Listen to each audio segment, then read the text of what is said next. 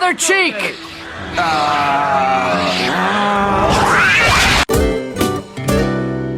Hey, and welcome to Life Teen Review. This is a caricature. A caricature is a drawn image of a real person where certain aspects or features of that person's appearance are deliberately exaggerated and misrepresented. Looking at this caricature, you can probably guess who it is. Our Holy Father, Pope Francis. So you can see similarities in the caricature and the real portrait. The two images look similar enough, but one is clearly not the real thing. Why am I talking about caricatures on a show about the fifth commandment and our right to self-defense? Because when people talk about Catholicism, in general, they are talking about a caricature of our faith because they only have a vague notion of what Catholicism actually teaches. Take the clip that we showed at the beginning of today's episode. Well, Jesus did say turn the other cheek, and when he was arrested on Holy Thursday, Jesus yelled at Peter for taking out his sword and defending himself against the temple priests. We've even got the fifth commandment, thou shalt not kill. So what are we as Christians supposed to do when we're faced with violence? Are we supposed to be pacifists? Do we just sit back and let violence befall us? Well, according to the Church, Catechism paragraph 2264, love toward oneself remains a fundamental principle of morality. Therefore, it is legitimate to insist on respect for one's own right to life. So yeah, if we're being attacked, we have a reasonable right to self-defense. I mean, one of the fundamental principles of Catholicism is that all life is sacred, even your own. So if somebody is threatening that, then yeah, defend your life. Catechism paragraph 2264 goes on. Someone who defends his life is not guilty of murder, even if he is forced to deal his aggressor a lethal blow. This part is tricky. The Church is not saying it's okay to kill someone. Rather, the Church is saying that if in the act of defending yourself you happen to deal your aggressor a lethal blow,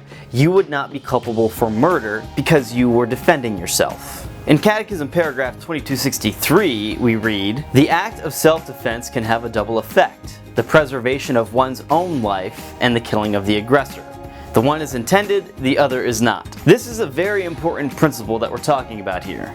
Double effect. The principle of double effect says that you want to do the right thing, and in the act of doing the right thing, something bad happens as an unintended side effect. Let's take our example of self-defense. Let's say someone is coming at you with a knife and has threatened you.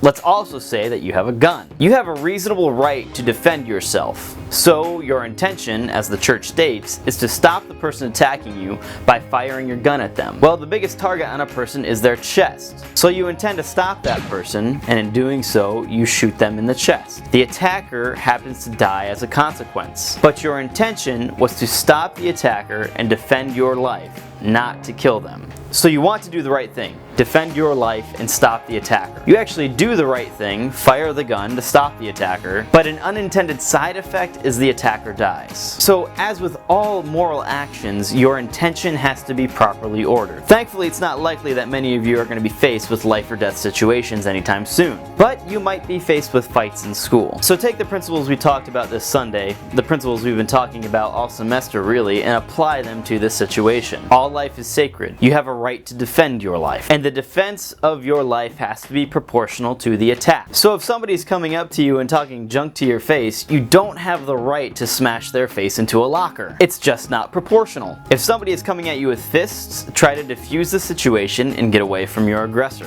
But if you're in the thick of it, you have the right to defend your life after you have made the attempts to defuse the situation and get away from your aggressor. But remember, the right to self-defense extends even beyond your life. If you see someone else being attacked, find the appropriate authority and tell them immediately. You don't necessarily have to put yourself in harm's way, but you have a duty to defend the lives of others as well. So that's really the tip of the iceberg when talking about Catholic moral principles and the fifth commandment, thou shalt not kill. Ultimately, we wanted to make the message clear. All life is sacred, and you have the right to defend your own life. And if, God forbid, you are ever faced with a situation like this, you're not going to have the presence of mind to say, wait, stop, let me check the catechism and see what I'm allowed to do here. We need to make the choices now to inform our conscience so that we can know how to act in the future. Thanks for watching. I hope this answered some questions, and I hope to see you this Sunday for the Ark Takeover on the Greatest Commandment.